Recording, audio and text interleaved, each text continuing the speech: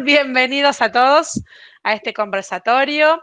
Bueno, el tema de hoy que nos convoca es reinventar la función docente en tiempos de pandemia, nada más ni nada menos. Hace tiempos que venimos preguntándonos con Nidia qué ocurrió con la función docente durante la pandemia, qué estamos atravesando en este momento a nivel mundial. ¿Somos los mismos docentes o después de la virtualidad? ¿Somos los mismos antes o después de la virtualidad? ¿Hicimos transformaciones necesarias para adecuarnos?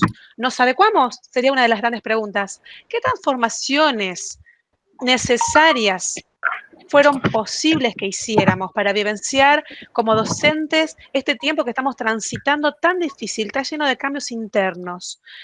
¿En qué tenemos que convertirnos para nuestros alumnos? ¿Qué es eso en lo que nos tenemos que convertir? Y con ella pensábamos a veces, ¿acaso nos tenemos que convertir en un youtuber o en un docente experto en redes sociales? ¿O tendría que ver con la transformación de la mirada de la función docente? No hay dudas que la virtualidad llegó para quedarse y que no podemos ser los mismos docentes que antes, que cuando todo esto pase, no podemos volver a hacer lo mismo, ¿verdad?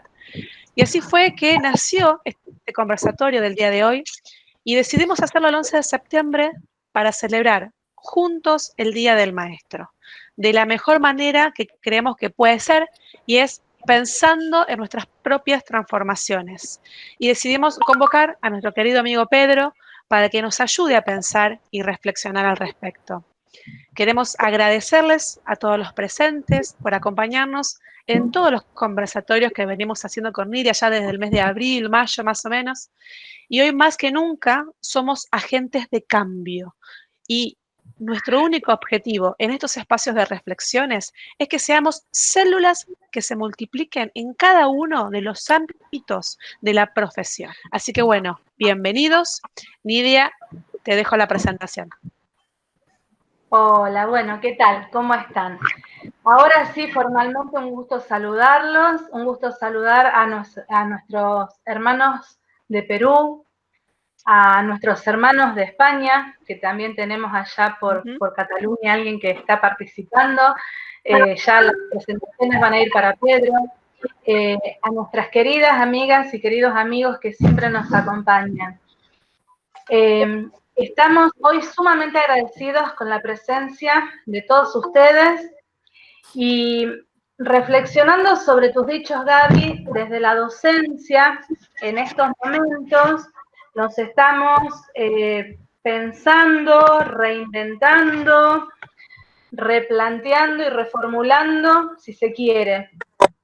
Hoy no solo los alumnos y las alumnas aprenden desde casa, sino que también desde la docencia habilitamos procesos de enseñanza-aprendizaje desde otro espacio, que no es la escuela, es tu casa, es mi casa, es la casa del otro, es otro el espacio. Pero justamente no somos los docentes seres aislados, ni animadores de fiestas, ni de showrooms. Somos profesionales de la educación en presencia y en virtualidad. La escuela se construye colectivamente. Por ende, entre todos debemos favorecer estos constructos para que posibiliten la formación de comunidades profesionales, comunidades de aprendizaje, habilitando espacios y habilitando al otro, porque solo de este modo podemos avanzar en la construcción de los espacios comunes que redunden en beneficio de nuestros alumnos y de nuestras alumnas. Y en función de estas reflexiones que hoy vamos a hacer, no me queda mucho más que agregar porque realmente es mucha la emoción que tenemos hoy, sino que decirles a todos y a todos los que nos acompañan hoy y desde los otros países que nos acompañan, feliz Día del Maestro, porque como yo hoy le decía a muchas colegas, el Día del Maestro no es un solo día, son todos los días en que podemos dar una palabra de aliento, acercarnos al otro, habilitar a nuestros alumnos, habilitar al otro, limpiar los mocos, como yo digo, asistir a nuestros alumnos cuando a veces no tienen consuelo económico o consuelo emocional. Por eso, feliz día de todos los días del maestro. Y cederle entonces este espacio a él, porque él es un gran maestro y por eso nosotras pensamos en Pedro justamente para conmemorar este día. Pedro es una gran persona que conocí cuando estuve en Finlandia haciendo una inmersión pedagógica y junto con su esposa Gloria me demostraron tanta calidez, tanta humildad y tanta sencillez propia de los grandes, propias de los grandes docentes. Entonces, sin preámbulo, ya lo estamos presentando a Pedro Navareño Pinadero, cuyo desempeño en las aulas tiene unos 22 años, 18 años de maestro de primaria, docente de GB, 4 años de escuela secundaria como orientador, docente en maestrías y de profesorado, ha impartido numerosos cursos de formación para docentes y directivos. Pedro es licenciado en Filosofía y Letras, licenciado en Filosofía y Ciencias de la Educación, máster en Evaluación Educativa, ex codirector de la Cátedra Scalae para la Innovación Educativa de la Universidad de Málaga, asesor y consultor internacional en la educación de la UNESCO, investigador de la educación en educación, miembro del Comité Científico Instituto Scalae para la Calidad de la Enseñanza y Aprendizaje, y como súper frutilla de postre, nos acompaña hoy desde España. Te damos entonces una calurosa bienvenida a la República Argentina, Pedro, y puntualmente a nuestra querida ciudad de Rosario. Bienvenido, bienvenido y muchas gracias por tu generosidad de siempre, Pedro. Bienvenido. Gracias. Bueno, gracias, buenos días. Buenos días allá, casi ya buenas tardes por todos sitios, ¿no? Bueno, yo quisiera en primer lugar, naturalmente, agradecer a Gabriela y a Nidia esta oportunidad, ¿no?, de hablar de lo que llevo más de 42 años haciendo el centro de mi vida, que es la educación.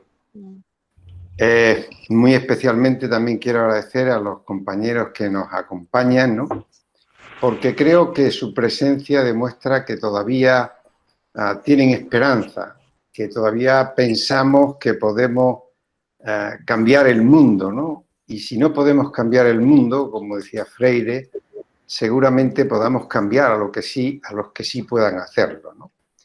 Por tanto, me uno a esas felicitaciones a todos los docentes argentinos, ya que en otros países se celebran otros días, y todos aquellos que nos estén viendo. Realmente una presentación de este tipo y un conversatorio de este tipo, con todo lo que está cayendo y lo que está sucediendo, te invita a muchas reflexiones, ¿no? Si les confieso, no sabía muy bien por dónde empezar. Yo creo que los preámbulos que nos han planteado son bastante interesantes y ya se han tocado aspectos que son fundamentales. Yo quisiera empezar con una breve reflexión y entramos en las cuestiones y en la temática concreta que se nos planteaba para este conversatorio. Yo creo que debíamos hacer una reflexión, en primer lugar, para entender la importancia y la trascendencia que tienen las crisis en los procesos de desarrollo humano.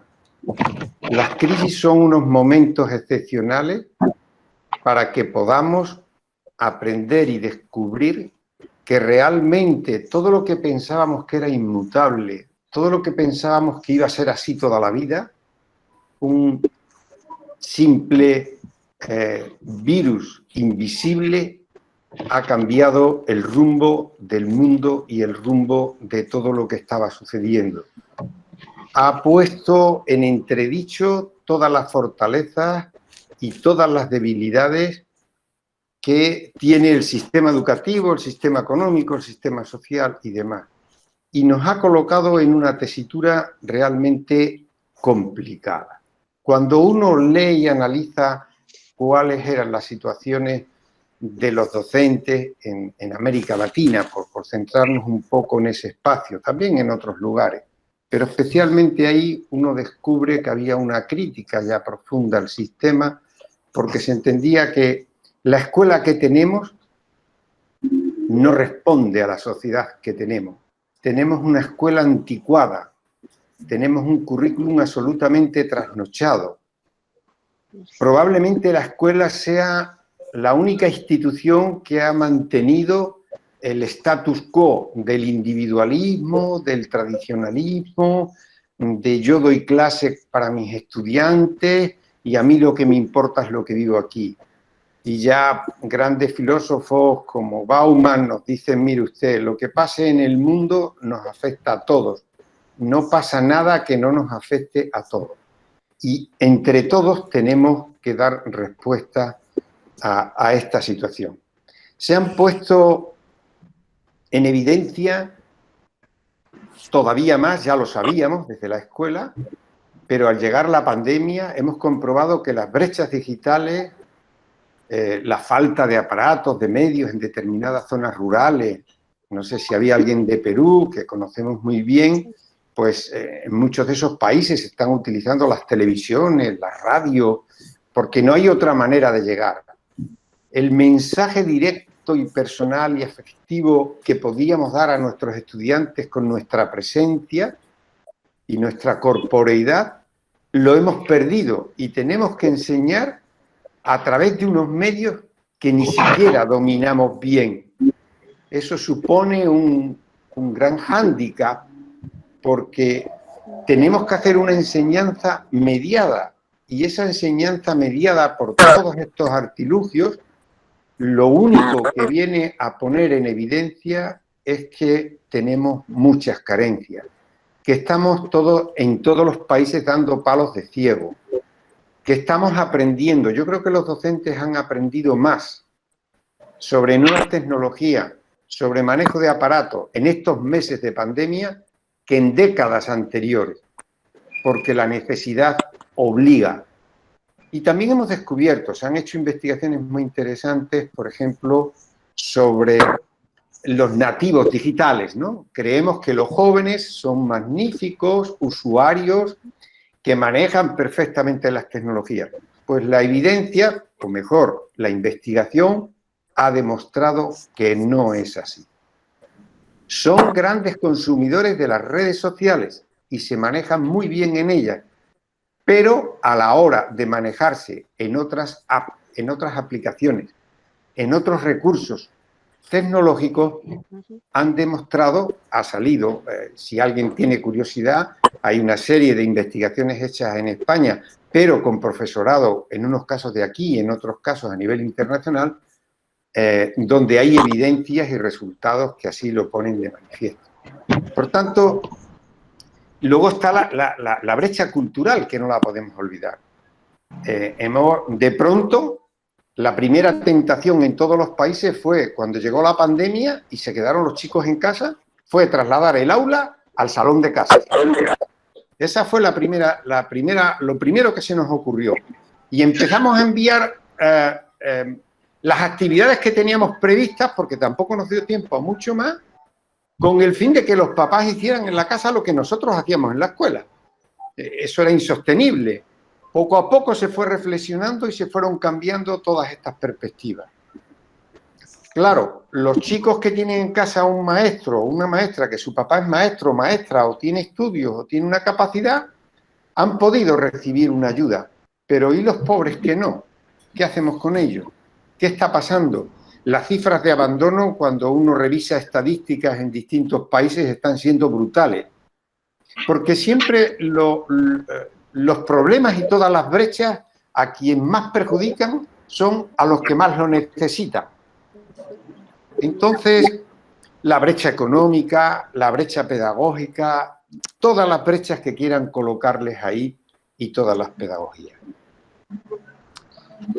Por tanto, esa escuela que nació centralista, transmisora, seleccionadora, individualista, sigue en vigor en muchos países. Sigue de verdad caminando por las aulas. mientras la sociedad camina por otros derroteros completamente distintos. Ahora con Internet uno puede escuchar y puede ver por dónde van todas estas cuestiones. Hay grandes conferencias, hay de toda la información que queramos. El problema que tenemos los docentes con la pandemia, y pasamos luego a las preguntas, es que tenemos que tener, y teníamos que tener antes de la pandemia, la capacidad de enseñar y de crear las condiciones en las aulas que no estábamos creando, con unos currículum anticuados, con unas prácticas inspiradas en lo que nos pasó a nosotros cuando nos enseñaron. Y en general, ¿no? Porque luego hay siempre, naturalmente, excepciones y hay escuelas que funcionan de otro modo. Y terminaría esta breve introducción, ahora entramos en las cuestiones, solamente haciéndome una pregunta que bueno, está repetida no solo por un autor, sino en varios textos de pedagogía que uno puede manejar. Y la pregunta es, y que nos tendríamos que hacer los docentes, porque mi función y mi intención no es darles soluciones, es crearles dudas. Porque las soluciones las tiene que encontrar cada uno en su escuela y nos podemos sentar a trabajar para encontrarlas, y yo estoy en esa disposición. Pero las soluciones universales no existen. La calidad educativa universal no existe. Existe la calidad en contextos y en tiempos concretos en cada espacio y en cada lugar. Y la pregunta es, ¿por qué es tan difícil introducir cambios en el enseñar y en el aprender? ¿Y qué entendemos por enseñar? Porque si empezáramos a hablar y a tratar de reflexionar y encontrar respuestas, probablemente seríamos capaces de avanzar y de hacerlo de un modo efectivo y eficaz, ¿no? Por tanto, tenemos un panorama bien complicado, ya lo teníamos y la situación de pandemia lo ha venido a agravar y ha venido a sacar nuestras vergüenzas, nuestras debilidades, nuestras faltas de formación, porque lo que hacíamos en el aula creíamos que se quedaba en el aula, pero ahora lo que hacíamos en el aula lo están viendo los papás en los salones. Y cuando ha llegado alguien con sentido crítico y ha empezado a ver esas guías, esas propuestas de actividades, en muchos casos se habrán horrorizado y habrán descubierto que realmente para esa función de entregar, de seguir un libro de texto, de seguir actividades, realmente no podíamos haber estudiado tanto, ni haber trabajado tanto, ni haber presumido tanto de lo que hacíamos.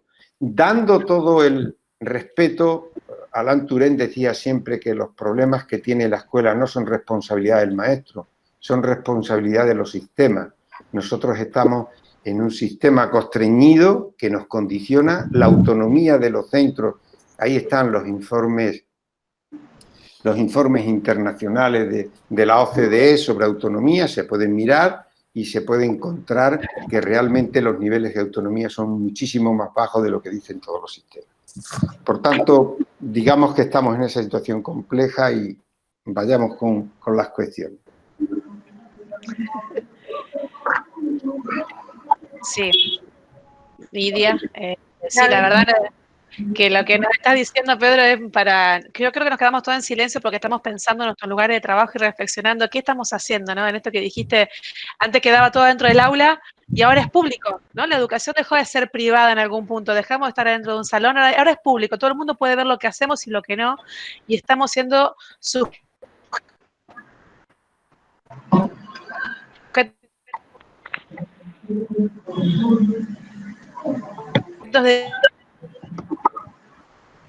Creo que sería bueno que hubiera los micrófonos cuando no se intervenga cerrados. Que nos tendremos que ver, pedimos por favor si pueden apagar los micrófonos todos.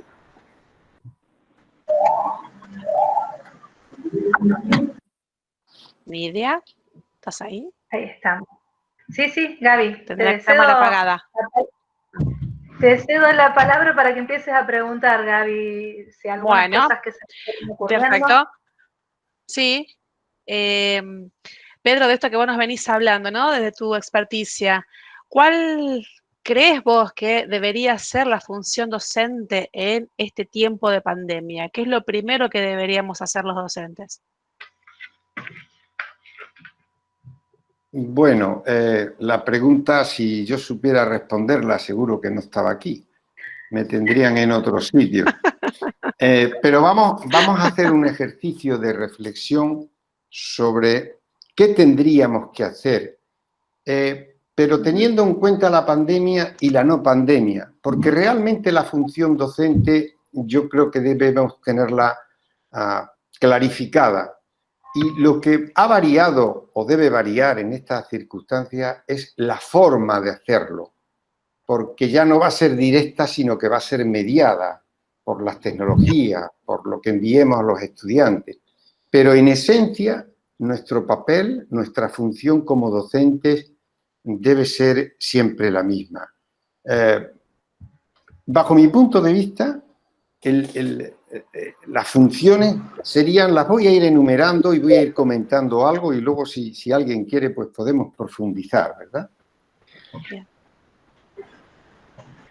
Para mí la primera y la principal función de un docente es acoger, cuidar, afectiva y emocionalmente a cada alumno, a cada personita que tenemos detrás de esas caritas que tenemos en nuestras aulas, para ofrecerle la seguridad y la confianza necesaria para que sea capaz de construirse como persona y de construir su propio proyecto de vida. Y ahí nos tenemos que poner a su lado para ayudarle. Otra función fundamental y que puede parecer simple y que ya la venimos haciendo, pero tiene un matiz importante. Debemos planificar, desarrollar y evaluar de acuerdo a una visión común y compartida institucionalmente, porque cuando actuamos de manera individual, sin tener en cuenta lo que hacen nuestros colegas, estamos enseñando incoherencias. Estamos a veces como el paño de Penélope, unos hacemos y otros deshacemos.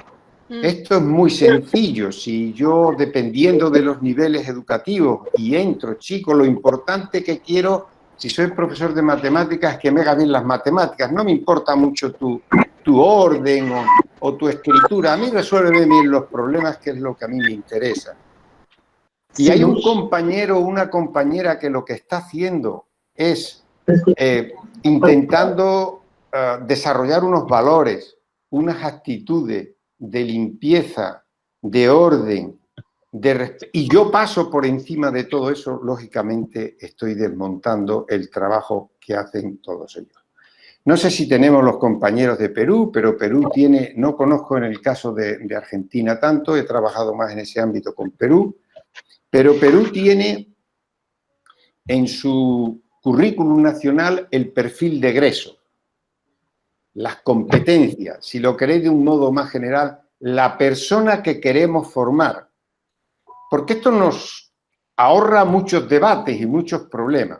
Miren, en mi experiencia durante 15 años supervisando centros educativos, una de las razones fundamentales que encontraban a la hora de organizarse en los centros eran los debates entre profesores sobre cómo hacer determinadas cuestiones, organizar los repartos de alumnos, los horarios, tomar decisiones de disciplina, etcétera, etcétera. Y si uno se pone a observar, lo que encuentra es que cuando nos ponemos a debatir sobre lo que pensamos, sobre lo que creemos cada docente, va a suceder que no nos vamos a poner de acuerdo, porque nuestras creencias, nuestras ideas, nuestras teorías, como habla Claston, del mundo, con las cuales vemos el mundo, no son difíciles de modificar. Solo he encontrado la solución a lo que se plantea en Perú, Pongamos en el centro de la mesa al estudiante, lo que necesita y lo que le interesa para formarse como persona. Y pensemos cada uno desde nuestra experiencia cómo podemos contribuir a ese logro. Por tanto, planificar, desarrollar y evaluar, pero con un norte común y compartido que hemos construido con toda la comunidad educativa. Por otro lado, entre las funciones de los docentes y en esta situación que tantas posibilidades nos va a brindar de reflexionar, debemos romper con el aislamiento docente, que está relacionado con lo anterior, trabajando de manera colegiada. Nos tenemos que implicar en construir lo colectivo desde el trabajo individual, como Philippe Mérieux explica a lo largo de su libro, el Frankenstein educador y todos otros muchos trabajos que hay al respecto. Y también romper con el aislamiento institucional. Cada escuela debe encontrar sus soluciones, pero puede compartir con otras escuelas, puede trabajar en red con otros, que a lo mejor ya pasaron por determinados caminos que cada uno tenemos que transitar y nos podemos ayudar entre todos. Voy a seguir un poquito, a reducir un poquito la explicación de cada punto. Otra función sería asegurar en cada escuela la colaboración y el trabajo en equipo, construir el sentido de escuela. Y eso hay que hacerlo fundamentalmente. Finlandia, una de las características de su profesorado es su alta capacidad y su alta formación en investigación. Investigación para encontrar soluciones prácticas a lo que nos pasa en cada escuela, que a veces no nos vale lo que han descubierto otros. Debemos las escuelas convertirnos en creadores de conocimiento y con nuestros estudiantes y, por supuesto, con los docentes. No debemos ser solo consumidores de conocimiento. Nosotros tenemos capacidad para creerlo. Todas las personas tienen capacidad de creatividad. Otra función importante, otra perspectiva sería considerar al estudiante digno de aprender por sí mismo. Cada vez que le damos los conocimientos terminados y cerrados, le estamos impidiendo que aprenda por sí. Y nadie puede aprender por otro. Y uno solo aprende cuando está emocionado, como dice Francisco Mora, el neurólogo, y solo cuando yo quiero. Por tanto, el papel del docente es más de creador de contextos, de seguridad, de aprendizaje y de experimentación que de showman que tiene la capacidad de transmitir conocimientos de una manera espectacular. Porque a veces nos matamos y preparamos clases y presentaciones creyendo que hemos agotado la esencia del conocimiento y resulta que nos pasamos una hora tratando de explicar un fenómeno que un chico en 1 minuto o 40 segundos en YouTube es capaz de verlo de una manera perfectamente clara y visible, con lo cual tendremos que tener en cuenta ese tipo de cosas.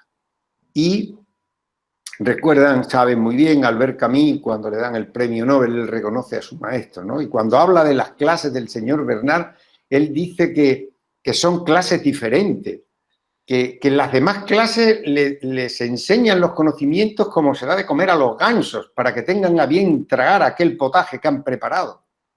Pero que en las clases del señor Bernard se consideran personas alumnos, ¿no? De la más alta consideración, le dan la más alta consideración, y es que son seres capaces de aprender por sí mismos, ¿no?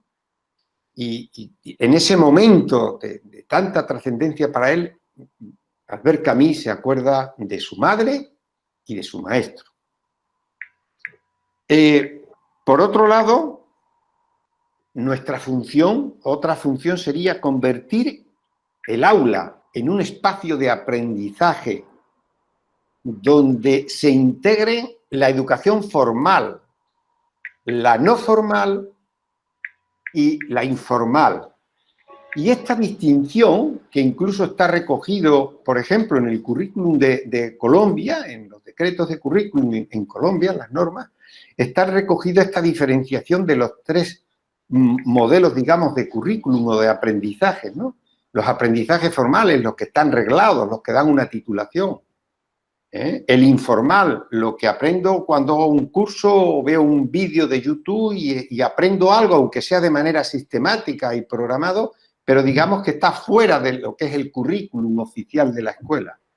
Y lo no formal, lo que aprendo en la calle, lo que aprendo cuando viajo, lo que aprendo cuando voy a un cine y veo una película y soy capaz de abstraer y sacar aprendizaje de ella. Por tanto, convertir el aula en ese espacio donde lo que hablábamos de la seguridad, de la confianza, y el aula no es lo que hay entre cuatro paredes. Ahora las aulas están distribuidas en las casas de cada estudiante. Y no sé por qué, pero sí he observado que se utiliza poco, en lo que he podido conocer, el que los estudiantes colaboren entre ellos. Parece que somos nosotros el sol del mundo y que radiamos el conocimiento y la luz al resto. Cuando resulta que el proceso mental que más nos ayuda a aprender es justamente cuando nosotros tratamos de enseñar. No hay ningún proceso mental que nos permita aprender de un modo más eficaz que cuando tratamos de enseñar. A lo mejor por eso los maestros que hacemos tanto esfuerzo por enseñar, estamos aprendiendo tanto. Y cuando les privamos a los estudiantes de que ellos lo practiquen, les estamos privando de que aprendan. Y la utilización para que ellos, entre ellos se comuniquen en la medida que sea posible. Aquí, lógicamente, hay que entender las dificultades que hay. Pero a la hora de plantear actividades, plantear que ellos puedan seguir trabajando en grupo, que puedan seguir interactuando. No les voy a citar lo de McKinsey, ¿no? Las características comunes que tienen los sistemas mejores del mundo, ¿no? En el informe del año 2007, luego en el 2013 lo centraron en los profesores, pero en el 2007 lo centraron y dijeron, los mejores sistemas educativos del mundo tienen como techo la formación de sus profesores. Pero en segundo lugar, el tiempo de interacción, es decir, el tiempo que esta maquinita está funcionando. Su maquinita que me está escuchando ahora está funcionando poco. Cuando escuchamos funciona poco. Y seguramente alguno dirá, bueno, pues mejor olvidar lo que estamos escuchando. Y los chicos tienen 50 años y olvidan. Ahora, cuando tú estás participando, y recordamos el adagio chino, ¿no? Enséñame, olvidaré, apártate, déjame que yo haga y yo voy a aprender. Por ahí iría un poco todo. Por tanto, tenemos que convertir el aula, realmente deberíamos hablar de espacio de aprendizaje. Y ese espacio en estos momentos está distribuido, está repartido y tendríamos que pensar en cómo articularlo para sacar adelante todo el potencial que tienen nuestros estudiantes. Otra función, otra tarea que tenemos que tener es usar las TIC y los contenidos como medios y no confundir los medios con los fines. Las TIC son un medio, los contenidos son un medio. El fin es la educación integral de nuestros estudiantes, que se nos llegan a la boca de integral, pero cuando abrimos la boca se nos descubre que solo hablamos de lo cognitivo, de los contenidos, y que lo emocional y lo afectivo, que siempre hablamos de ello, o lo procedimental, en muchos casos se deja en un segundo plano y realmente los estudiantes tienen dificultades para hacer esa transposición y ese aprovechamiento de los conocimientos. Por tanto, tener claro lo que es el fin de la educación y saber lo que son los medios que nos van a ayudar a conseguir nuestros fines. Otra función esencial sería basar nuestra tarea en la pedagogía diferenciada. Tenemos que dejar de pensar y preparar, claro, en una enseñanza más tradicional todavía esto era más grave, porque yo explico a toda la clase como si toda la clase... Alguien ha puesto un símil con esto, con la alimentación, como si todos necesitáramos comer lo mismo, como si todos necesitáramos los mismos alimentos, y no, cada organismo necesita... creo que fue John Elliot, en Didáctica de las Ciencias Sociales, escribió hace ya muchos años, los años 80, escribía que los maestros debemos ser como jardineros, no como agricultores de extensión, de grandes extensiones, ¿no? Él hablaba en los Estados Unidos. Cogen la cosechadora y todo el campo lo paso a la misma máquina y allá lo que salga y lo que produzca. Y él decía que no, que teníamos que ser jardineros. El jardinero se diferencia del agricultor de explotación de grandes extensiones en que el jardinero cultiva cada plantita, sabe el agua que necesita, sabe en el momento que necesita el cuidado. Y tenemos que hacerlo así. Y alguien dirá, es que eso es muy complicado con los chicos que tenemos. Nadie ha dicho aquí que la función docente sea fácil. Es tan extraordinaria, tan maravillosa, como compleja y difícil. Eso yo creo que a nadie de nosotros ya se le escapa. Por tanto, analizar muy bien. A veces ponemos, por ejemplo, ahora en pandemia, por aterrizar un poquito esta idea, ponemos ejercicios para todos los estudiantes igual. Es muy fácil, relativamente fácil, si yo sé que hay estudiantes que están en distintos contextos, de ciudad o de zona más rural o más viviendo en el campo, o la circunstancia que sea. Yo no necesito poner que todos hagan el mismo ejercicio y al mismo tiempo. Puedo pedirles que hagan el análisis de un pequeño ecosistema, cada uno el que tenga a su alcance.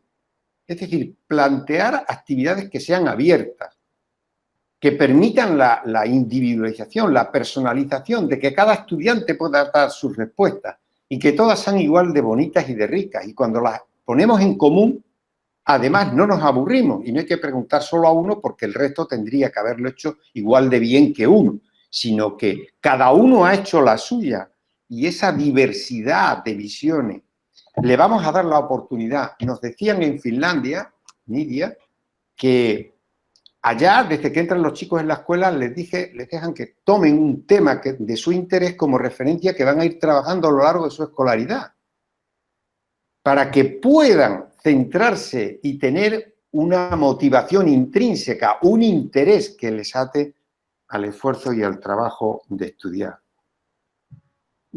Y solo un par de cuestiones, de funciones más, de manera muy breve. Educar bajo la ética colectiva y para la justicia social. Nuestra función es actuar de esa manera. Adela Cortina, una catedrática de ética y moral de la Universidad de Valencia, hace muchos años que nos enseñó la ética colectiva. Decía que en las empresas, en las organizaciones, no basta con tener ética personal. Hay que trascenderla y enseñar bajo una ética colectiva que tendremos que acordar y que tendremos que establecer en la propia institución. Hay algunas instituciones, yo me ha tocado colaborar con alguna que me lo ha demandado, de construir un código ético, que es muy importante, para que todos tengamos claro una serie de principios que vamos a respetar, porque cuando nosotros respetamos a los estudiantes, yo estoy seguro y la experiencia dice que los estudiantes también nos respetan a nosotros. El respeto es una cuestión mutua y, por tanto, es muy importante. Y, por último, y en términos generales, pasar de la pedagogía de la queja, de la crítica sistemática a todo lo que nos mandan a hacer, a todo lo que tenemos que hacer. Y no digo que en ocasiones se tenga razón, a una pedagogía de la esperanza. Freire, por favor, pensemos que somos capaces, que tenemos medios y que si nos lo proponemos podemos avanzar. Y con eso creo que he hecho un recorrido de lo que yo considero que son funciones esenciales. Les he podido comentar las que lo plantea muy bien y están muy sistematizadas, por ejemplo, las 10 nuevas competencias para enseñar de Perrenuk, que les recomiendo que lean. En fin, hay hay un montón de publicaciones y contenidos al respecto, pero he querido hacerlas personal por deferencia a ustedes y desde una reflexión muy profunda de más de 42 años dedicado a esto, y seguro que a ustedes se les ocurren otros aspectos que serán importantes tener en cuenta, y así les doy la oportunidad de que si hay más cuestiones, más preguntas o quieren que profundicemos en algún aspecto, pues podamos hacerlo. Sí, tenemos algunas preguntas que nos está haciendo la audiencia. Excelente, te escucharemos. Sí. Excelente, Sí. no. Bárbara, a través de la experticia de Pedro, de la experiencia de tantísimos años dedicado a la educación, la verdad que nos ha dejado, como dijo Gaby hoy tempranito, con la boca cerrada para escuchar tantas cosas interesantes.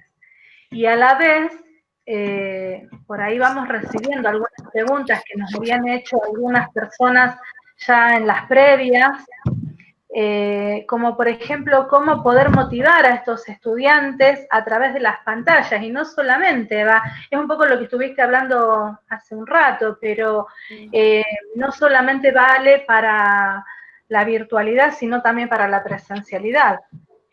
Y si, bueno, pudieras hablarnos algo. Sí. Matizamos un poquito esto. A ver, la motivación nace de un estado de ánimo. Tenemos que ser capaces, si hacemos esa acogida, si los estudiantes nos ven con verdadero afecto. Acá, los estudiantes, hace unos años, ¿no? Ya han pasado los años y los términos van cambiando, pero acá lo mejor que te podían decir tus estudiantes es que eras un tío legal.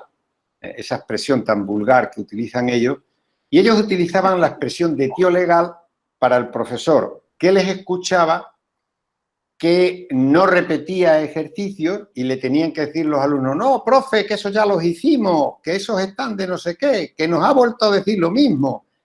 Entonces, ellos toman nota, desde los más pequeños a los más mayores.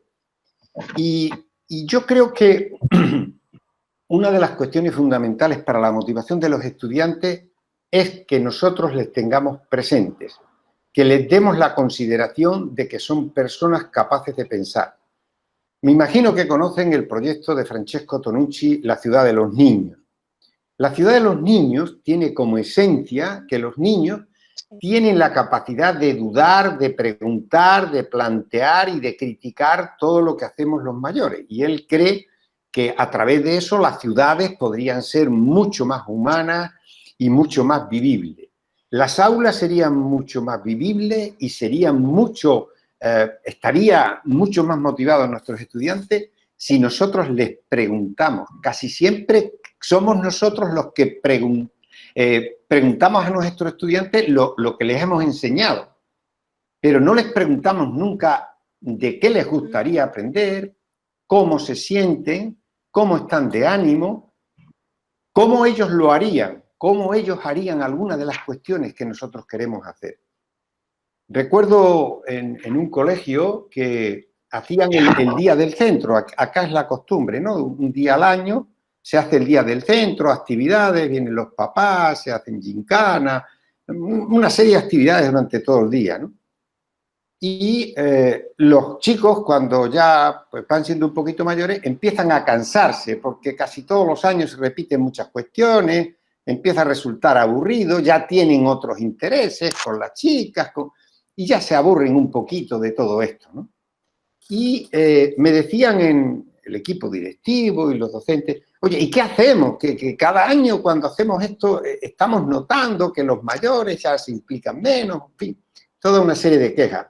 Y les pregunté y les dije, ¿se os ha ocurrido preguntar que se hagan ellos responsables de algunas actividades con tiempo, preguntándoles para tenerlas bien organizadas y supervisadas por vosotros, pero que las propongan ellos, que las gestionen ellos y que sean ellos los que hagan el aporte en vez de que venga todo de arriba hacia abajo? ¿Por qué no algo de abajo hacia arriba?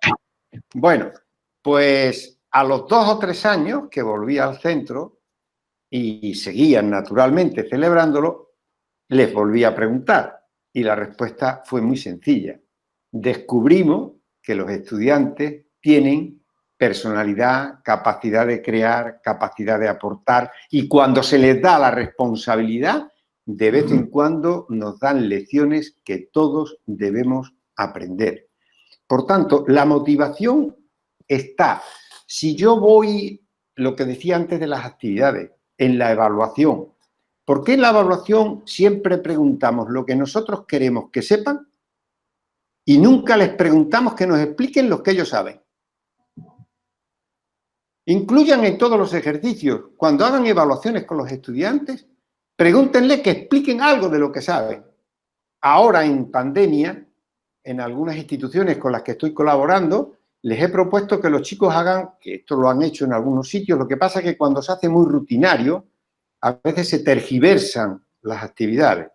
Pero hacer diarios reflexivos de cómo han vivido esta situación les sirve para explayarse, para expresarse, para encontrarse a sí mismo y hacer un uso útil de afectividad y de motivación. Pues yo también lo he sentido, me he sentido aburrido. Hay una página web en Cataluña muy interesante y han hecho una serie de situaciones que luego pregunta y viene una psicóloga y explica la respuesta, y es un pequeño ejercicio que tú vas respondiendo, te ponen una situación problema y vas respondiendo. Pues bien, yo creo que si tenemos presente a los estudiantes, si les preguntamos, si les ofrecemos oportunidades, pero no para que hablen y digan y luego yo hago lo que creo que tengo que hacer, porque eso lo van a notar rápidamente y van a acabar de responder muy pronto, porque ellos van mucho más allá a veces que nosotros. Si nosotros somos capaces de crear un ambiente de confianza, de seguridad, de confiar, tenemos que confiar en nuestros estudiantes.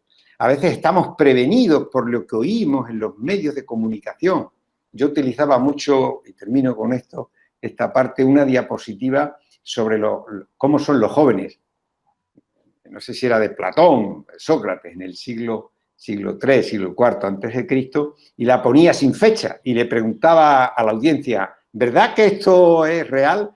Los jóvenes son apáticos, no respetan a los mayores, solo son ególatras, solo piensan en ellos, no respetan.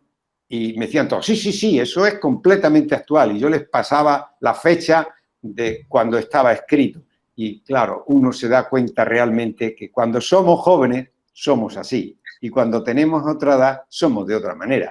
Y lo importante no es que nosotros que estamos en contacto con ellos no perdamos esa perspectiva de la realidad y del sentido. Por tanto, motivar es acercarse, es acoger, es diversificar las propuestas para que puedan sentirse a gusto, para que puedan expresar lo que les gusta, para que puedan investigar en aquello que realmente... Hay una autora, Esther, bueno, el apellido es impronunciable, americana, que tiene una conferencia, creo que está en Telefónica, interesantísima, sobre cómo construir las personas más inteligentes del mundo, las personas que a más han llegado.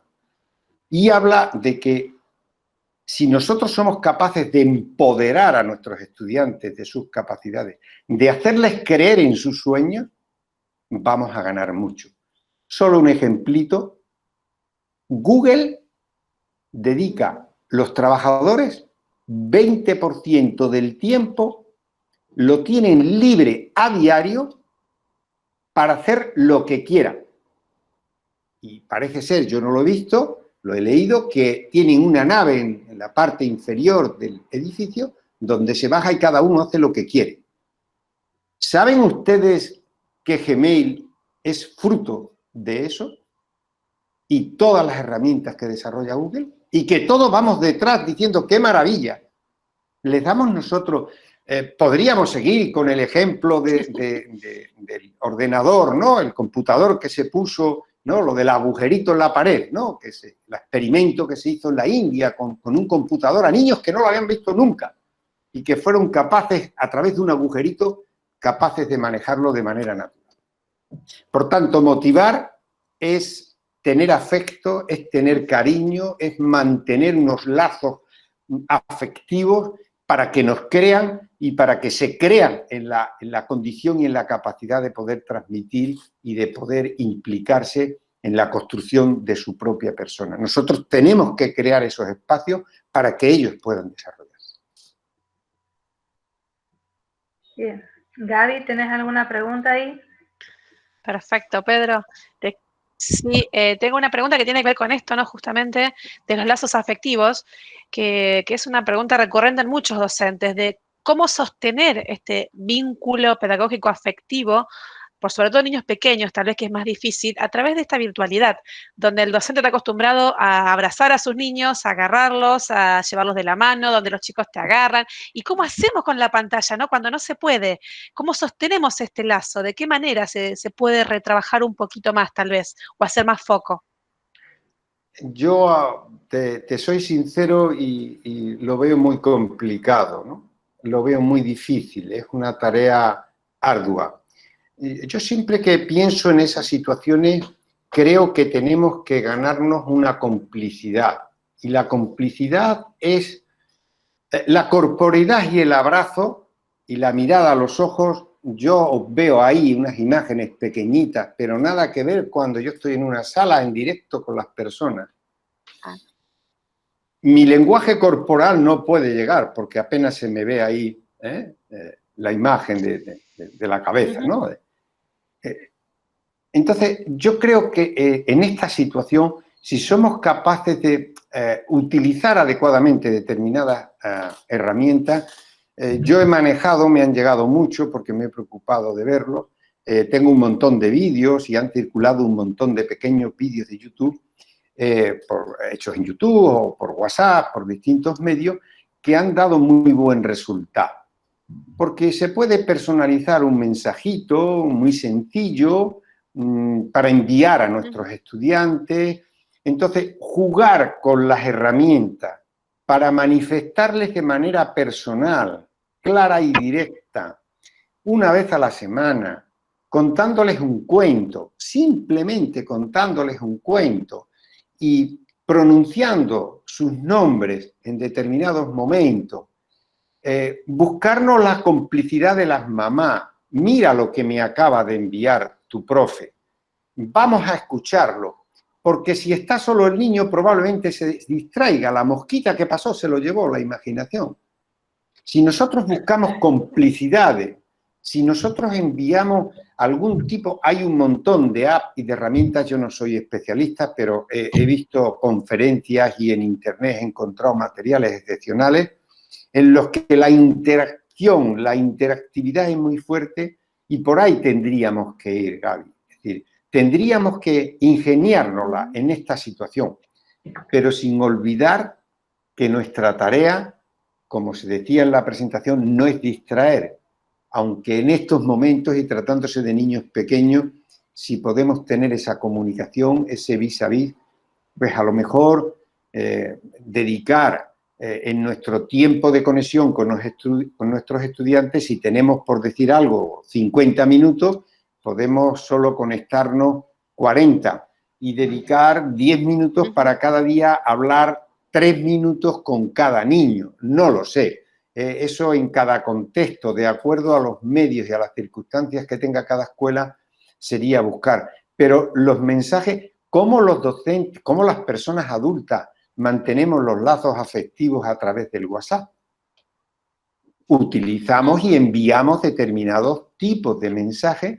Bueno, pues tendríamos que ingeniárnoslas y desde luego recurrir probablemente a algún especialista que nos pudiera facilitar las herramientas más adecuadas. Ahora con las plataformas Moodle, el Classroom, en fin, todo lo que hay, pues a veces sirve para otras cuestiones, pero sin olvidar nunca la esencia de nuestras finalidades educativas y el desarrollo afectivo, emocional, psicomotriz y social de los estudiantes en la línea de todo lo que venimos comentando. Perfecto. Marco Antonio García Nieto, nuestro amigo desde Perú, está realizando 2 preguntas interesantes también. Una de ellas es: ¿somos responsables del éxito o del fracaso de nuestra sociedad?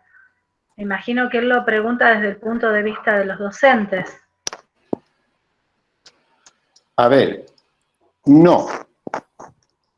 Nosotros solos, no. Rotundamente. Cité ante Alain Touraine cuando decía que muchos de los problemas que tienen los sistemas educativos son responsabilidad colectiva. Nosotros tenemos una alta responsabilidad en eso, porque todas las personas, hasta ahora en general, en nuestros países, pasan por nuestras manos, pasan por las escuelas. Y probablemente el otro día oí hablar a alguien y hablaba del currículum. Y cuando hablamos de qué currículum, habría que especificar si hablamos del currículum que damos en las escuelas, que aprenden los estudiantes para pasar el examen y que olvidan, o si hablamos del currículum que se les queda y que les sirve para la vida. Son currículum completamente distintos. Entonces, yo creo que la responsabilidad es compartida, es de la sociedad. Nosotros tenemos una alta responsabilidad. Tenía preparado un montón de notas, pero a última hora le dije a Gaby y a Nidia que prefería hacerlo de manera espontánea porque no quería ponerme el corsé de una ponencia, que si la quieren yo se la preparo y se la doy con todos los ingredientes y toda la estructura que conlleva. Miren, en estos momentos lo que debería marcar el norte de todos en las escuelas serían, y si no lo conocen, que seguro que sí, por favor léanlo, infórmense, y si quieren que constituyamos un grupo de trabajo, esto ahora con estos medios es sencillo y podemos trabajar en lo que quieran. Estoy trabajando con Perú, con algunas instituciones, el próximo viernes tengo con Perú 3 o 4 instituciones y vamos a presentar un proyecto muy bonito. Y, a ver, los Objetivos del Desarrollo Sostenible de la UNESCO son 17 objetivos, son una auténtica carta de navegación para reformar los currículums y centrarlos en lo que realmente importa. Porque en esos objetivos del desarrollo sostenible están recogidas, el cuarto está dedicado exclusivamente a la educación. El primero creo que es el de la pobreza. Pueden buscarlo, no nos vamos a entretener ahora en buscarlos y verlos, pero pueden analizarlo. Ya se están desarrollando currículum. A ver, aquí en España yo pertenezco a uno de los grupos al que pertenezco, es el grupo Proyecto Atlántida, y se está en estos momentos, ayer mismo tuvimos una sesión excelente, en la que yo estuve simplemente de oyente, lo hicieron otros compañeros que llevan mucho tiempo trabajando, porque en estos momentos, una de las cuestiones que se ha planteado en España con una situación excepcional, y es que se ha dicho por el Ministerio que los docentes flexibilicen el currículum, hagan una selección de lo que es imprescindible. Es decir, por una vez, de una manera extraordinaria, se nos dice que podemos hacer, entre comillas, lo que queramos, que elijamos aquello que es relevante. Y se está haciendo un trabajo excelente. Pueden encontrar algunos materiales en abierto en Proyecto Atlántida. Y se está haciendo una selección de lo esencial que tenemos que llevar al currículum. Y ahí, en esos objetivos, están las grandes responsabilidades que socialmente se tienen. Si nosotros somos capaces desde la escuela de crear esas inquietudes, de formar ciudadanos justos, pacíficos, críticos, con principios éticos y morales, solidarios y todos los calificativos que les quieran añadir, estoy seguro que cuando lleguen a sus puestos de responsabilidad, cuando enseñamos tenemos que tener en cuenta 3 grandes ámbitos de la persona y que son importantes tenerlos todos presentes. No solo es nuestra función formar para el trabajo, para el mercado de trabajo, ahí vendría Giroux, vendría Apple, vendría Freire, vendrían tantos autores a decirnos de la pedagogía crítica que eso no es, pero tenemos que formar para que sean personas, para que creen un proyecto de vida, para que socialmente sepan ser ciudadanos críticos y responsables. Y, por supuesto, para que tengan capacidad de incorporarse, desempeñar un trabajo, de trabajar en un equipo. Están muy de moda todas las soft skills, ¿no? Todas las habilidades blandas, de saber cooperar. Y de esto, a veces en la escuela, no creamos las condiciones. Y si queremos que aprendan a trabajar en equipo y que se respeten unos a otros, tenemos que hacer mucho trabajo en equipo. Y ahora probablemente tendría que ser a través de los medios. Por tanto, ¿somos responsables del éxito de la sociedad? No. La sociedad en su conjunto. Los medios de comunicación están condicionados por la publicidad que vende. En estos momentos, si se quiere leer sobre estas responsabilidades, por favor, entren y escuchen alguna conferencia de, si me acuerdo lo diré, el norteamericano este que está tan mayor,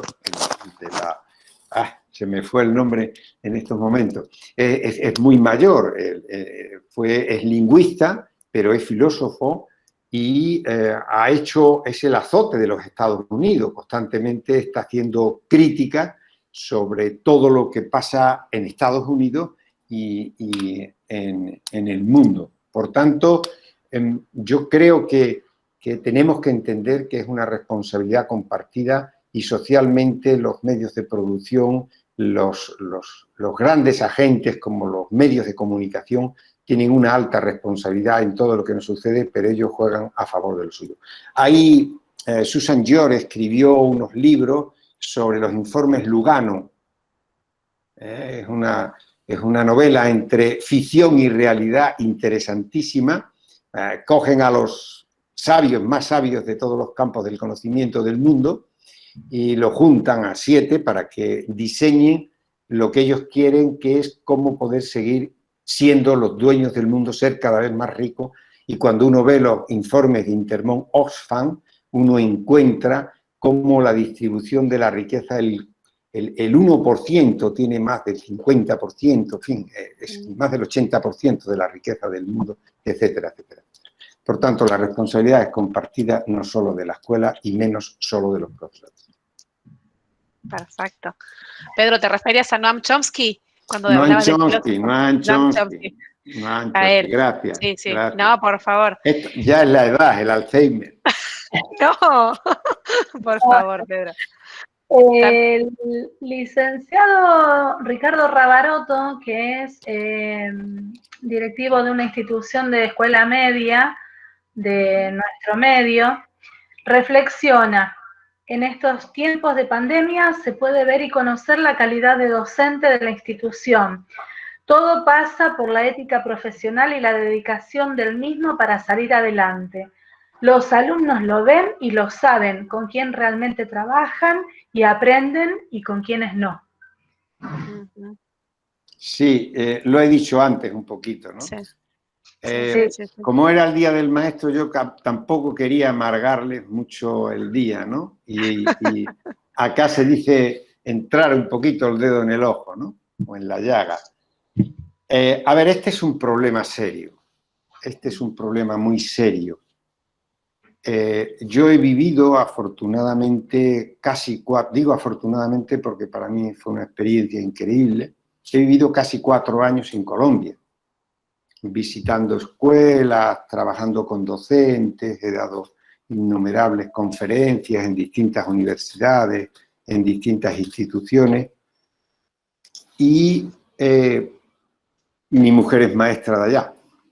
Por tanto, yo vivía con una maestra y viviendo con una maestra yo sé lo que pasa en la institución, porque iba cada día a buscarla, porque me contaba sus reuniones y realmente no sé si lo que pasa en Colombia es solo en Colombia. Yo supongo que la verdad es que pasa en casi todos los países lo mismo, pero hay diferencia en la magnitud de lo que pasa. Es decir, aquí en Europa hay corrupción o en España hay corrupción, pero a veces la magnitud de lo que conocemos hay algunas diferencias, ¿no? Aquí ahora mismo en España la pensión máxima no llega a 3 salarios mínimos. En Colombia conocí personas pensionadas que cobraban 15 salarios mínimos de pensión. Por tanto, a veces son las magnitudes, ¿no? El tema del profesorado es muy delicado. Allí he conocido profesores con 3 empleos. Pública por la mañana, privada por la tarde y universidad por la noche. Yo he sido incapaz de hacer más que una cosa a lo largo de mi vida. Tenía iniciada la tesis doctoral en el año 95 con todos los cursos y todo hecho para terminarla. Entré a trabajar en el servicio de inspección y me absorbió tanto que yo no fui capaz de hacer las 2 cosas a la vez. Seguramente es mi falta de capacidad y mis limitaciones personales, pero no fui capaz de hacerlo.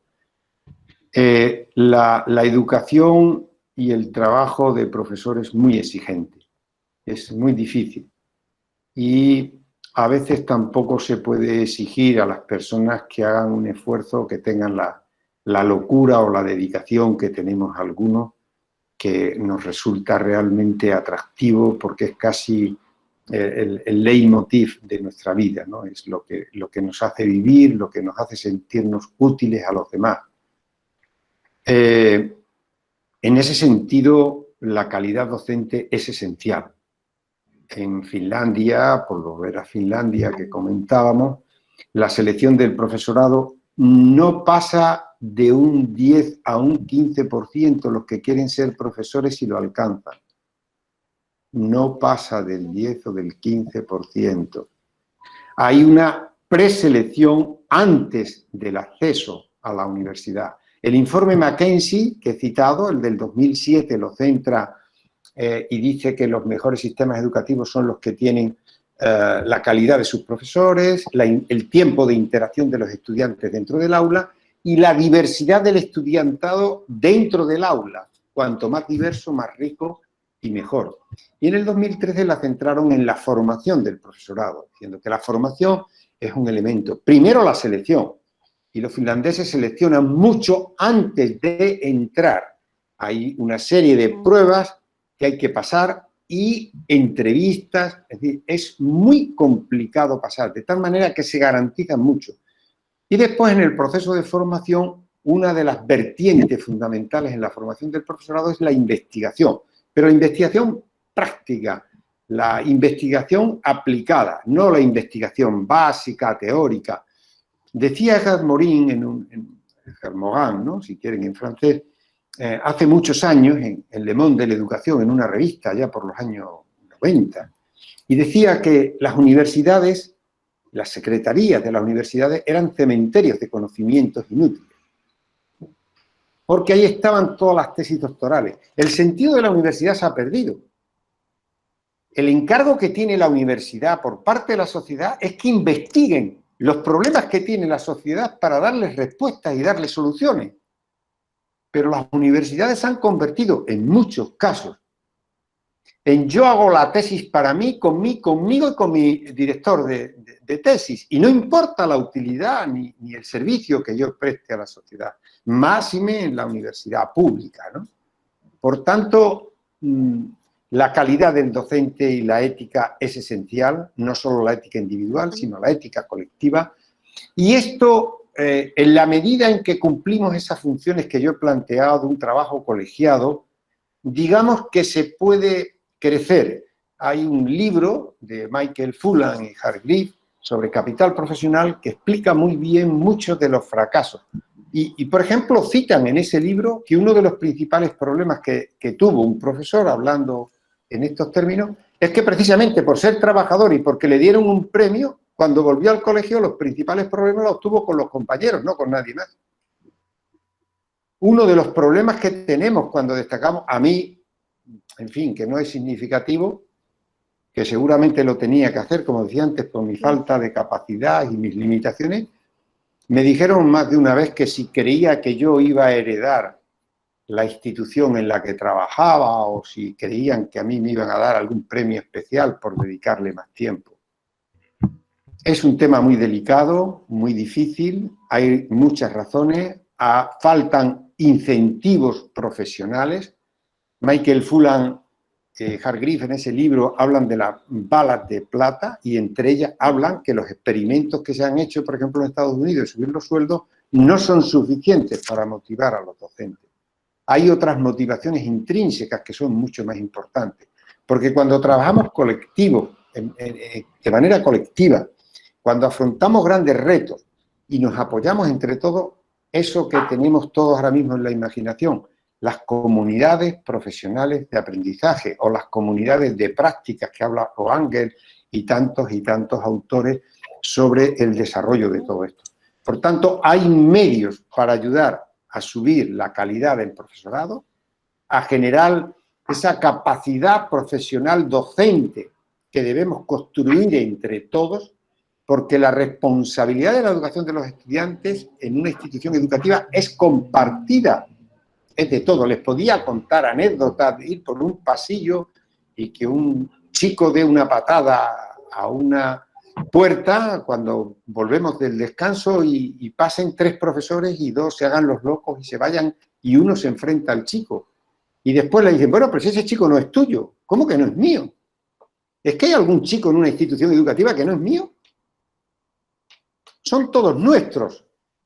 Por tanto, el mí conmigo y yo, mis estudiantes y mi aula, el propio lenguaje nos embauca a una situación que debemos superar y desde luego tiene toda la razón el compañero, la calidad docente es esencial. Y si no tengo la calidad y no tengo el gran interés, por lo menos debo tener el compromiso y la implicación de, si me pagan por una tarea, cumplir con lo básico establecido. Y como mínimo, como decimos acá, no poner los palos en la rueda a los que sí quieren trabajar, porque esta es otra cuestión. Esta es otra cuestión, cómo se deciden en las instituciones educativas las grandes decisiones. Cuánta verdad. Realmente. ¿Sabes qué? Me hiciste acordar, Pedro, en toda esta locución que ibas diciendo, cómo nos marcaron a fuego en Finlandia cuando nos decían, y esto que vos hablabas recién de los profesorados, en Finlandia se marca a fuego que están educando a niños y a jóvenes que son el tesoro del país. Por lo tanto, son el futuro de la nación. Entonces, en tanto y en cuanto tengamos internalizado estas cuestiones y tomémoslo como que están en nuestras manos un diamante en bruto, entiendo que ahí va a ser mayor el compromiso de los futuros docentes ante esta formación. No vamos a ser docentes por serlo y vamos a hacer esta carrera por hacerla. Tenemos que hacerlo por el compromiso con una sociedad que espera que podamos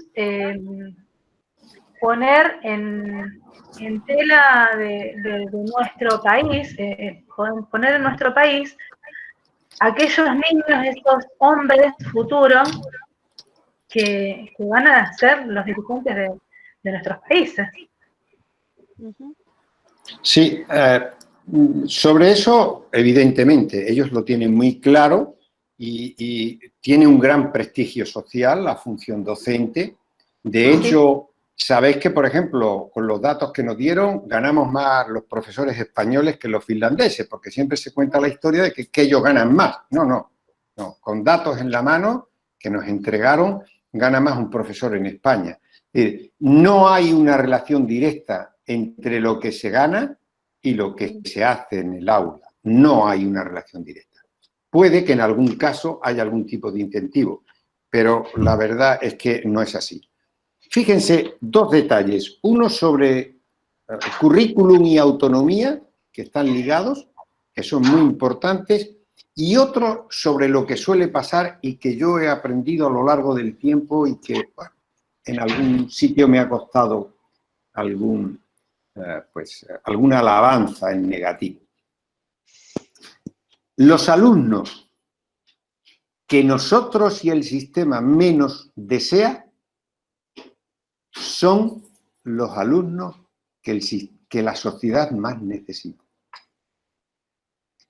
Sí, los alumnos que menos queremos los docentes, el indisciplinado, el subversivo, el que no trae los materiales, el que no hace nada, ese es el que más necesita la sociedad que la escuela lo atienda.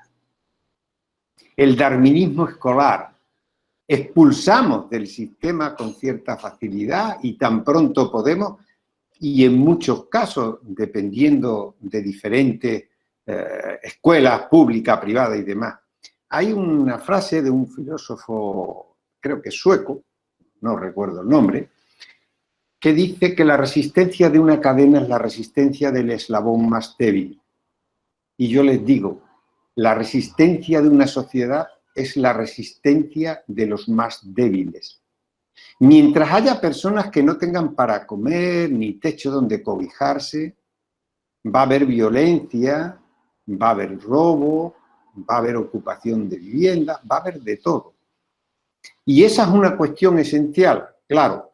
Por eso no valen los sistemas educativos de unos lugares para otros, porque el sistema educativo finlandés funciona en Finlandia, con una sociedad de pocos habitantes, de un alto nivel de vida, etcétera, etcétera.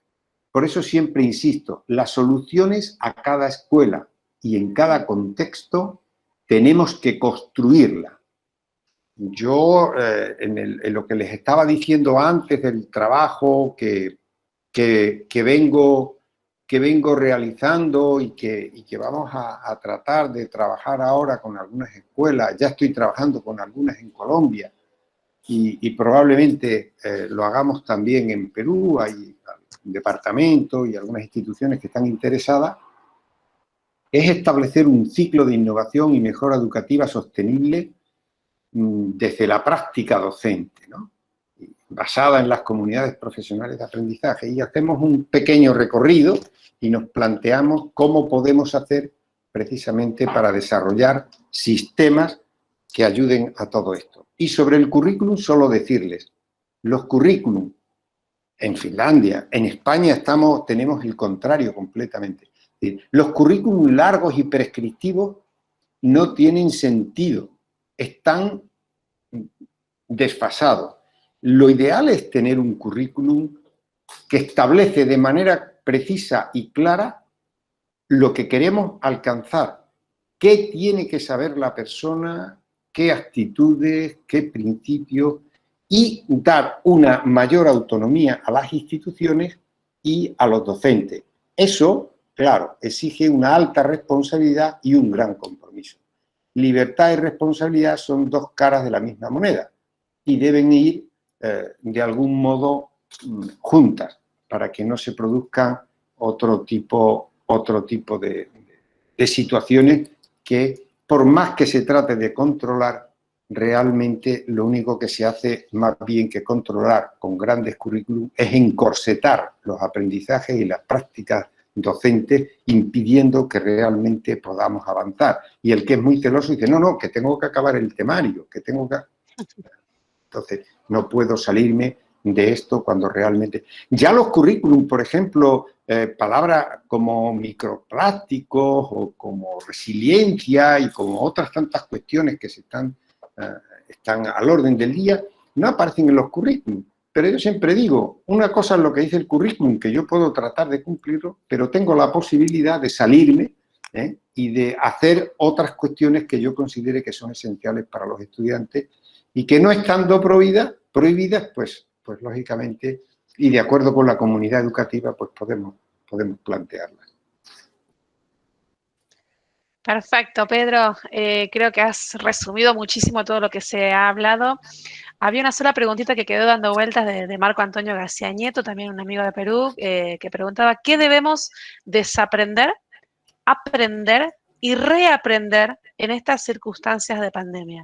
Creo que algo se ha ido diciendo, pero si lo querés hacer como un breve resumen, como para ir terminando, si nadie más quiere preguntar. Sí, lo primero tenemos que desaprender que nosotros no lo sabemos todo. Que por muchos que prepares una clase no significa que los alumnos van a aprender mucho. Que los alumnos no aprenden lo que enseñamos, que aprenden lo que aprenden. ¿Vale? Sí. Que la función docente no es una tarea de los llaneros solitarios, que es una tarea colegiada. Por tanto, tenemos que desaprender que cerrar la puerta del aula es una torpeza, es meter la cabeza debajo del ala como los avestruces. Que tenemos que entender que para construir actitudes tenemos que colaborar en una sinergia de trabajo colectivo, remando todos en la misma dirección. Y que, por supuesto, tenemos que aprender que los estudiantes son dignos de aprender por ellos mismos y que nosotros, nuestra gran función no es la de enseñar. Tonucci ya lleva mucho tiempo diciéndolo. Nuestra tarea no es la de enseñar. Nuestra tarea es crear las condiciones necesarias para que nuestros estudiantes puedan desarrollarse. Por tanto, pensemos más en crear condiciones, en abrir ventanas, en estimular a nuestros estudiantes, en darles confianza y seguridad para que experimenten.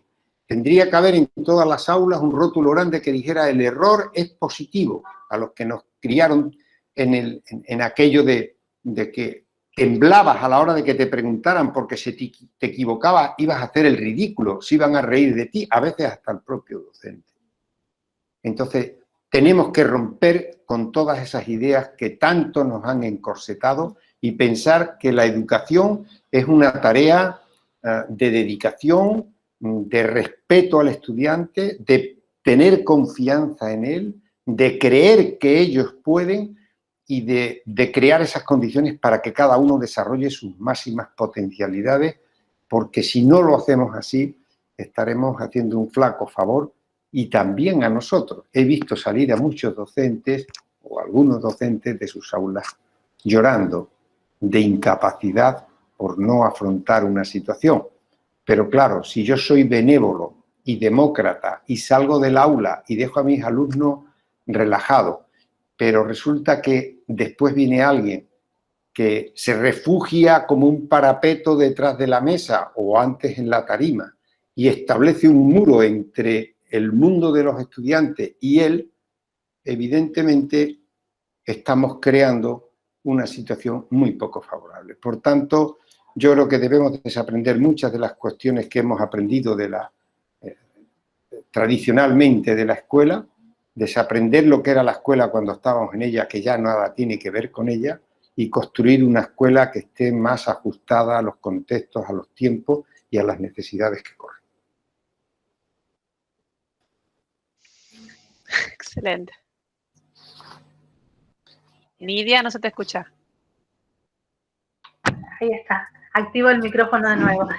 Unas reflexiones que queremos darte como para ir cerrando, de Norma Valenti, que dice, muy interesante personalizar el mensaje para llegar al niño.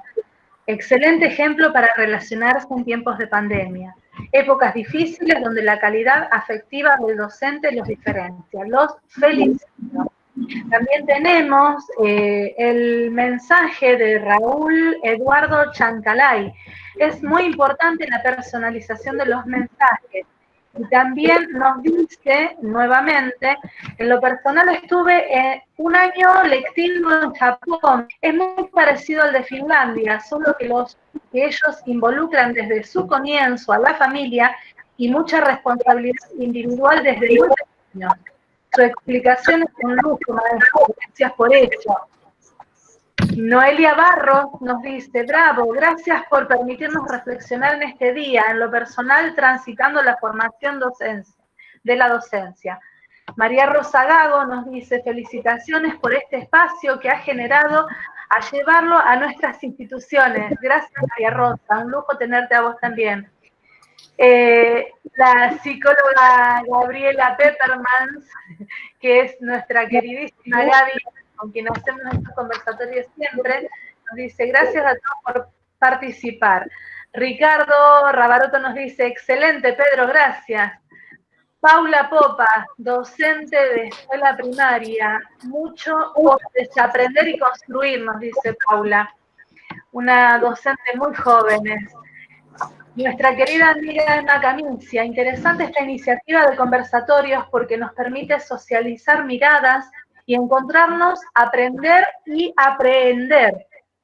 Sofía Mesa Durán te dice Pedro, gracias, doctor Pedro, y mucho por aprender de usted. Muchísimas gracias. Realmente estos mensajes son un lujo, Pedro. Realmente el hecho de estar, Lorena Medicina también nos decía, qué placer escucharte, Pedro, un lujo en este Día del Maestro. Nosotros estamos muy, muy felices desde ya de haber podido compartir todo esto contigo y con todas las personas que nos están acompañando. Iba recibiendo mensajes en el celular que decían que muchas personas nos querían ver. Bueno, nuevamente lo vamos a emitir a esto por el canal de YouTube, los canales de Gaby y el niño, porque realmente hay mucha gente interesada y a lo mejor están en jornadas laborales en este momento. Tenemos un mensaje de Laura Nóbrega desde Cataluña que dice, ahora en una parada de bus cerca de Zaragoza. Así que también es muy lindo para nosotros que resuenen todas estos dichos de amigos que están aquí. Marco Antonio García Nieto dice, feliz día del maestro argentino, viva nuestra profesión que es la mejor en responder a esta pandemia. Así es. Bueno, pues yo si queréis cierro con un par de cositas muy rápidas. Sí, Pedro, todo tuyo. Sí, sí. Se le atribuye a un político español desaparecido, Rubalcaba, que decía que vive como piensas porque si no acabarás pensando como vives. Es muy importante, lo he oído esta mañana en la radio, pero yo tenía aquí algo muy importante de Frank Ouglot, que dice que vigiles tus pensamientos porque se convierten en palabras. Vigila tus palabras que se convierten en hechos. Vigila tus hechos que se convierten en hábitos. Vigila tus hábitos porque se convierten en forma de ser. Y vigila tu forma de ser porque se convierte en tu destino. Y recordando a Facundo Cabral, al que tanto admiramos, no hemos citado a algunos grandes, pero Facundo lo vamos a citar ahora, dice, el que no ama lo que hace, así lo haga todo el día, es un desocupado. Buenas tardes y muchas gracias. Muchísimas gracias, Pedro. Un lujo tenerte, Pedro. Muchas gracias. Un placer, Pedro, compartir con vos esta tarde para festejar el Día del Maestro aquí en Argentina. Y gracias a todos los que están acá, siempre acompañándonos. Y bueno, ya nos volveremos a encontrar, ¿sí? Muchísimas gracias. Tenemos más conversatorios para todos. Gracias. Ahí Marco Antonio ha levantado la mano. Le cedemos un momentito la palabra. Sí, me estaba despidiendo. Muchísimo gusto, Pedro, de escucharte. Eres una enciclopedia andante, sobre todo eso, ¿no? De dejar lo tradicional. Eso debemos desaprender el profesor Lalo, aunque también se aprende de ellos también. En todo caso, somos responsables de lo que estamos próximos. Muchísimas gracias por participar, por dejarme participar en esta hermosa reunión. ¡Feliz día, maestros argentinos! Un aplauso enorme. Gracias. La luz. Muchas gracias para todos y los esperamos nuevamente en otro conversatorio y desde ya lo comprometemos a Pedro para otro momento. Exacto. Sí. Muy bien. Bueno, pues nada, encantado, feliz Día del Maestro, terminen de disfrutar.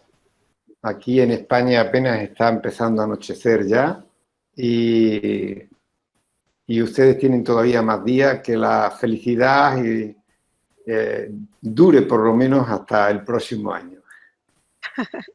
Muchísimas gracias. Un poquito adentro, mucho no podemos salir porque estamos de nuevo, como decimos nosotros, guardados. Se puede ser feliz guardado. Pero por supuesto que sí, por supuesto que sí.